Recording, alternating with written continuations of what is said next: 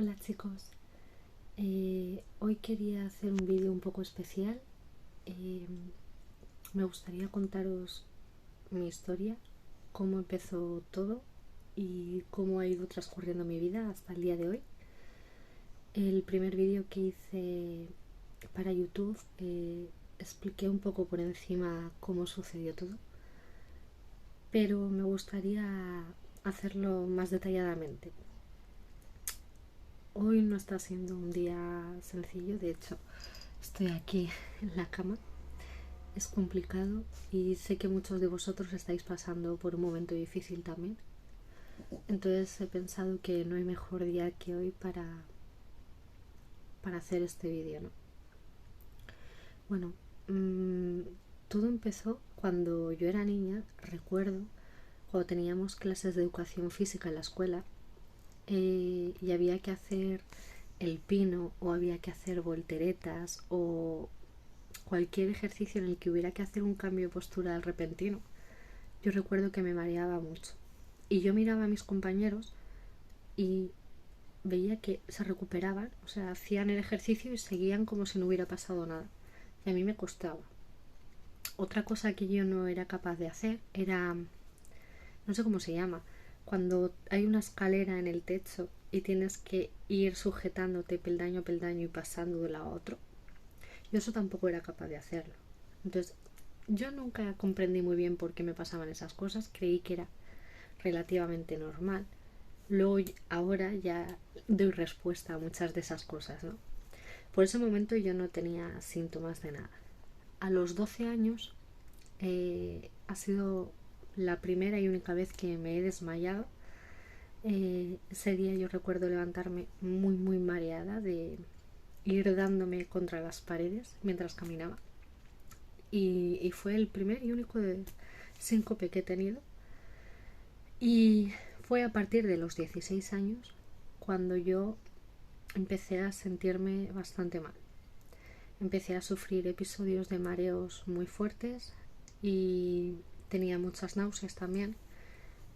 Y cuando ya me supuso una carga en mi día a día, fui donde la doctora de cabecera y ella me mandó al cardiólogo, me hizo un electro, todo estaba bien y me midió la tensión y vio que la tenía bajita.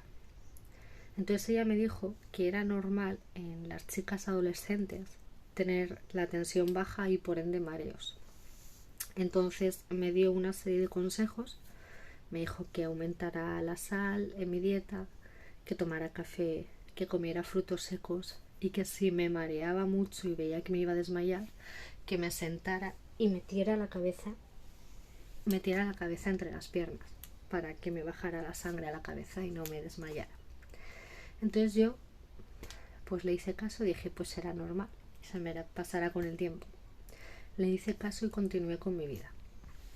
Un episodio que fue bastante difícil después de eso fue cuando terminé bachiller y tuve que hacer la selectividad para poder acceder a la universidad. Fueron 3 días en los que nos examinábamos de todo, entonces fueron muy intensos, muchas horas que teníamos que estar allí, mal alimentados, un estado emocional bastante voluble, tenía mucho estrés, mucha ansiedad y había muchísima gente, porque donde yo hacía la selectividad se juntaban alumnos de muchos centros. Entonces yo recuerdo esos días como días muy complicados. Lo pasé terriblemente mal, pero bueno, finalmente lo conseguí y al de unas semanas recibí una carta en la que ponía que yo estaba admitida en la Universidad de Lugo. Yo toda mi vida había querido estudiar veterinaria, entonces toda mi vida había luchado por ello. Me había esforzado muchísimo y por fin lo había conseguido, y además había conseguido entrar en la universidad que yo quería. Yo soy del País Vasco, pero tengo familia en Lugo y siempre he veraneado ahí, todas las vacaciones he ido ahí y me encantaba. Entonces cuando me dijeron que había sido admitida en esa facultad, para mí fue algo increíble. Entonces, pese a todos mis síntomas y mis malestares, yo tenía mucha ilusión, muchas ganas y me fui para allá. Viví sola en un piso compartido de estudiantes y estuve 3 años batallando con los síntomas y todo, pero iba consiguiendo, ¿no?, avanzar. Fue en el tercer año de carrera cuando ya empezamos a tener prácticas de anestesia, de cirugía, en las que yo empecé a sentirme francamente mal. Realicé las prácticas de anestesia y en esas prácticas yo tenía que estar en el quirófano donde se estaba operando al animal, mirando las máquinas para ver las constantes vitales del animal y ver si necesitaba más anestesia, menos, etcétera, ¿no? Entonces, durante el tiempo que fuera la operación, yo tenía que estar quieta, mirando al monitor y mirando al animal, mirando los reflejos del animal, si tenía reflejos, si no, y mirando, comprobando todo el rato, ¿no? Podía ser una cirugía de media hora, una cirugía de 1 hora o una cirugía de 5 horas. Entonces, ahí me di cuenta de que yo no podía. Fue una mañana que yo tenía prácticas de cirugía que no fui capaz de levantarme de la cama. Era muy difícil sobrellevarlo, porque estar con esta condición, quieta, estática, en un sitio donde hace calor, donde hay mucha gente, donde hay una tensión, porque al final una cirugía no es poca cosa, donde tienes que estar atenta a muchas variables. Era algo muy difícil. Y recuerdo esa mañana que intenté levantarme y no podía, y no podía, y no podía. Y ahí me di cuenta de que no podía seguir así. Entonces llamé a mi familia para que fueran a buscarme, porque yo no podía conducir hasta aquí. Regresé a mi ciudad de origen, pensando en que iba a ser cosa de unas semanas, que iba a ir al médico, todo iba a estar bien y yo iba a regresar a estudiar. La cosa no fue así. Yo sí que regresé. Yo me fui en noviembre de Galicia, vine a Bilbao y en enero regresé para hacer los exámenes. Pero solo pude hacer 2 exámenes. No fui capaz de hacer nada más. No era capaz de levantarme, no era capaz de estar en ningún lugar, no podía. Me volví a Bilbao y estuve 2 años de médico en médico realizándome pruebas hasta que un neurólogo vio como un patrón en mis mediciones, ¿no? Y dijo, esto parece una disautonomía. Y me derivó donde una neuróloga que es especializada en disautonomías, y ella a través de una serie de pruebas y a través de la anamnesis dijo, tienes un tipo de disautonomía, se llama taquicardia postural ortostática, es un síndrome en el que, bueno, pues aparecen muchísimos síntomas. Actualmente no hay cura para ello. Vamos a darte un tratamiento para intentar estabilizarte, intentar suavizar los síntomas que estás teniendo y poco a poco tratar de mejorar tu calidad de vida. Bueno, después de eso yo seguí pues todo lo que los doctores me dijeron al pie de la letra. Tomé las medicinas, hice los cambios de vida que te mandan, ¿no? El tema de pues ponte medias compresivas, no te expongas al calor, no estés mucho tiempo de pie, aumenta el consumo de líquidos, aumenta el consumo de sal, bueno, lo que todos sabemos, ¿no? Y bueno, después de eso pues poco a poco me fui estabilizando pero yo ya me había dado cuenta que yo no iba a poder ser veterinaria.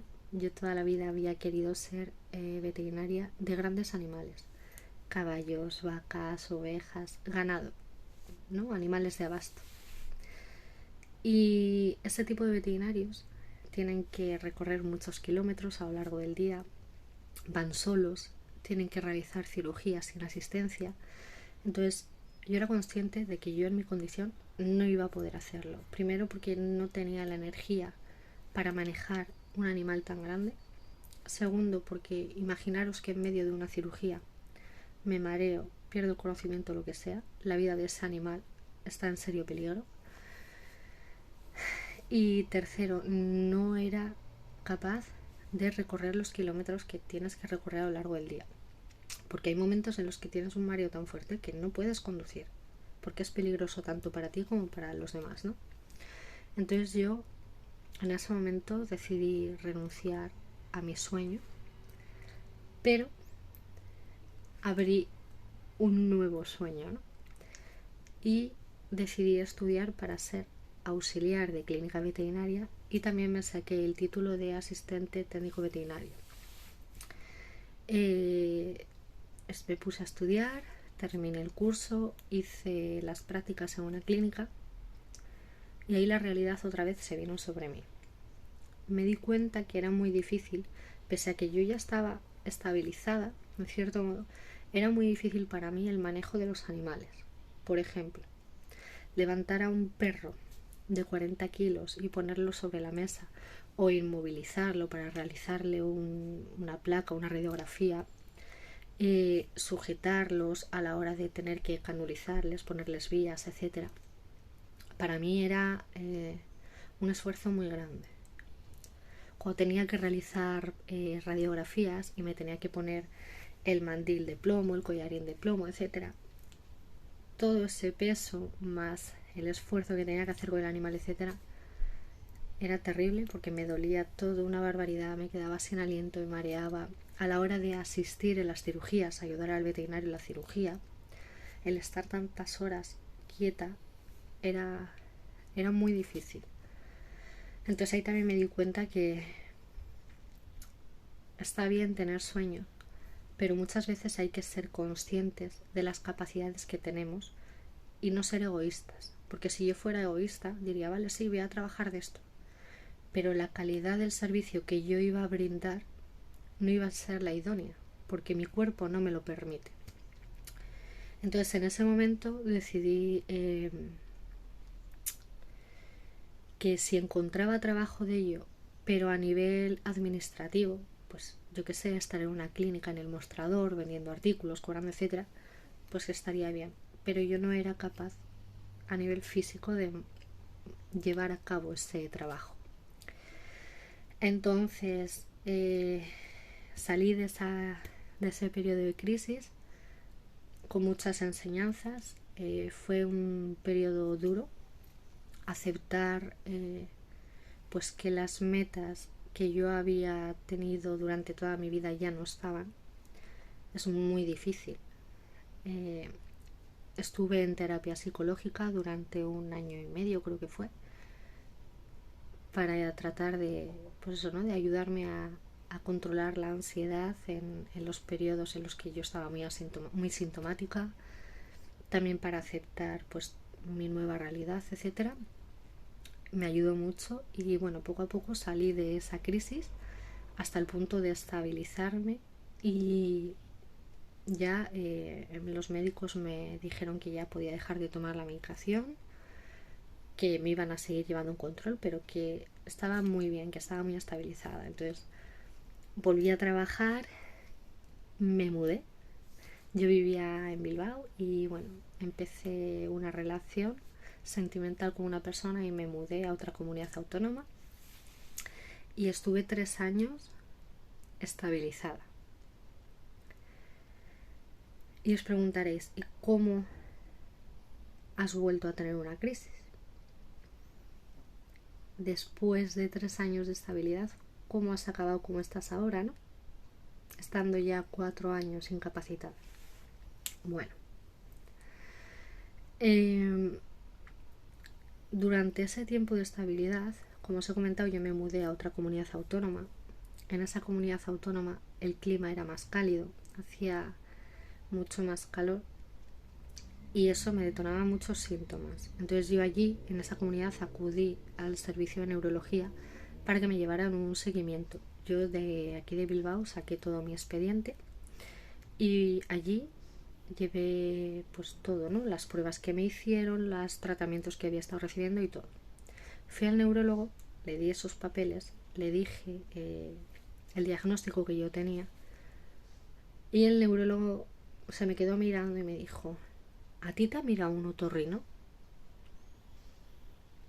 Y yo le dije, pues no. Me dice, pues es que está claro, tú lo que tienes es un problema en el oído interno, por eso tienes mareos y tal. Yo creo que él se refería a que yo tenía vértigos o algo así, ¿no? Y yo le dije, a ver, yo llevo diagnosticada desde el 2015. Es una patología real. Yo ya no sabía por dónde salir. Le dije, hay muchas personas aquí en Valencia con disautonomía y con este tipo de disautonomía. Y él se me quedó mirando y me dijo, no, no hay ninguna. Ahí me sentí completamente abandonada. Dije, no, no me lo puedo creer. Te vengo ya con el diagnóstico de la seguridad social, porque muchas veces si vas con diagnósticos de médicos privados no te hacen caso, pero de la seguridad social yo fui con mis informes, con mis tratamientos, con todo, se lo puse en bandeja y me dijo en mi cara que no existía eso. Bueno, yo fui al otorrino y yo le dije lo que me había pasado en el neurólogo y el otorrino se enfadó muchísimo, se enfadó una barbaridad. Me dijo que no era normal que estuviera tirando balones fuera de su tejado, que él me estuvo revisando, me estuvo haciendo pruebas y me dijo que yo no tenía ningún tipo de problema en el oído, que todos mis mareos eran neurológicos, eran por una disautonomía. Y me dijo, pide una cita urgente con el neurólogo a ver si te lo cambia. Yo lo hice así, pedí la cita y me llegó una carta a casa en la que me informaban de la fecha de mi nueva cita. Esa fecha era para dentro de un año. Para esas alturas yo ya estaba muy sintomática. ¿Por qué he entrado yo en esta crisis tan fuerte? Bueno, en esos años que yo estuve allí, en ese año y medio que yo estuve allí, pasé por un periodo de estrés físico y emocional muy grande. Mi cuerpo llegó un momento en el que dijo, hasta aquí, no puedo avanzar más. Y ahí entré en la crisis tan grande. Me tuve que regresar a Bilbao. Aquí afortunadamente volví a estar bajo la atención y los cuidados de médicos que de verdad sí saben de esta patología. Me hicieron más pruebas, me derivaron a nuevos especialistas y afortunadamente a día de hoy los que más me están ayudando es el equipo de medicina interna de enfermedades autoinmunes, que me ayudan, me ven cada 2 o 3 meses, me hacen analíticas, me van cambiando los tratamientos en función de las necesidades de cada momento. Y yo lo pienso y digo, soy muy, muy afortunada de vivir donde vivo. Porque si yo hubiera nacido en Valencia, por ejemplo, no hubiera tenido un diagnóstico, si no hubiera tenido la capacidad económica para ir a un doctor privado. Entonces, actualmente estoy en una crisis en la que ya llevo casi 4 años incapacitada, no puedo trabajar. Sí que es verdad que estoy mejor que al principio. Recuerdo al principio de esta crisis que la disnea me atacaba muy fuerte, hasta el punto de tardar media hora en comerme un yogur, porque no podía respirar, yo me ahogaba y no podía comer un yogur. Ahora estoy mucho mejor, afortunadamente.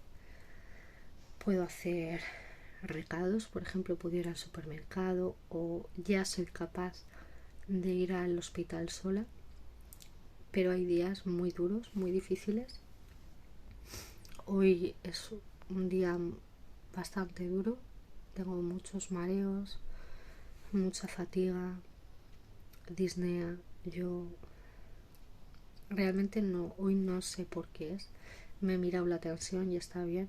Sí que es cierto que el pulso me está haciendo cosas raras. Puedo estar a 140 y en cuestión de 2 minutos bajar a 65. Quizás sea por eso que me siento tan mal, pero bueno. Hoy que me sentía así, he dicho, pues voy a contaros mi historia un poco más detalladamente, cómo fue todo, cómo ha empezado. Y os he contado desde el principio, desde que era una niña, para que veáis que muchas veces aceptamos como normales cosas que no lo son. Y cuando tenemos un diagnóstico y miramos hacia atrás decimos, joder, pues mira por qué me pasaba esto. Ahora tiene sentido. Entonces, si me preguntáis cuándo empecé o cuándo empezó todo en mí, no lo sé. Sé que hay mucha gente que ha desarrollado la disautonomía después de infecciones. Hay gente que tiene la disautonomía por enfermedades genéticas. Yo no sé realmente cuándo empezó. Sí que sé que desde niña tenía pues ciertas reacciones exageradas a los cambios posturales. Así que no sé si ha sido toda la vida o cuándo empezó. Los mareos fuertes empezaron a los 16 años. Pero sé que desde antes ya me sentía mal, así que no lo sé. Por eso es tan difícil al final encontrar el origen de la disautonomía, ¿no? Cada uno somos un mundo, tenemos nuestro propio ecosistema con nuestros propios síntomas, distintas intensidades, distintas frecuencias. Y bueno, cada uno tiene pues distintas crisis, ¿no? Yo en mi primera crisis no tenía ni la mitad de síntomas que he tenido en esta segunda. La primera crisis me duró 2 años, 2 años y medio. En esta todavía estoy inmersa, entonces, ¿qué os puedo decir? Tener paciencia, ser fuertes, seguir cada día adelante, un paso detrás de otro y no rendirse nunca. Espero que con este tipo de vídeos pues os ayude a no sentiros tan solos, que veáis pues que al final todos tenemos una vida un poco en la que se nos han truncado muchos sueños y que ha sido difícil, pero seguimos adelante, estamos aquí y vamos a continuar haciéndolo. Vamos a por todas, chicos, un día a la vez.